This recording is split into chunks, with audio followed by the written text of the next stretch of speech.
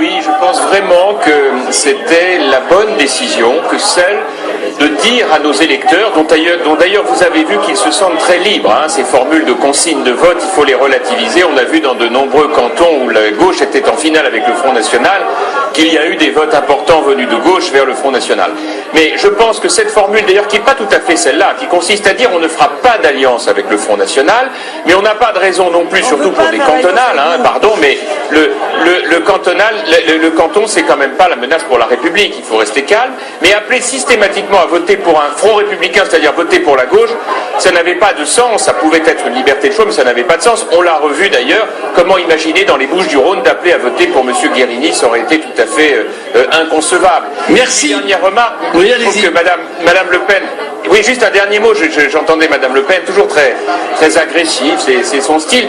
Puisqu'elle est prompte à nous donner des leçons de morale, j'appelle quand même son attention sur le fait qu'elle a présenté tout de même dans tous les cantons de France des candidats qui, pour beaucoup d'entre eux, n'étaient pas tout à fait à l'image de ce qu'on peut attendre d'un suffrage universel moderne, elle qui parle, qui nous traite de vieux, parce que franchement, nous avions des candidats face à nous au Front National, tous plus anonymes les uns que les autres, qui ne voulaient pas se montrer, qui ne donnaient pas leur vrai nom, qui ne se mettaient pas leur visage sur les affiches, qui parfois résidaient dans des maisons de retraite avec un âge très avancé, découvrant même parfois qu'ils étaient candidats.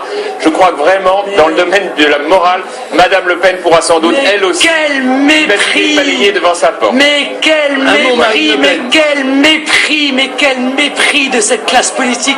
Quelle arrogance. Cette arrogance et ce mépris, Monsieur Copé, fera que demain vous serez jeté de la vie politique, que les Français vous tourneront le dos. Les candidats du Front National étaient des étudiants, des chômeurs, ils étaient des mères de famille, des travailleurs, tous ceux à qui vous avez tourné le dos. Ah, c'est pas des énarques, bien sûr, on préfère être entre énarques, entre hauts fonctionnaires, entre apparatchiks à l'UMP. Eh bien, tout ça, c'est fini. Et croyez-moi, ce soir, vous en sentez le goût, eh bien, aux législatives, vous en sentirez aussi l'odeur.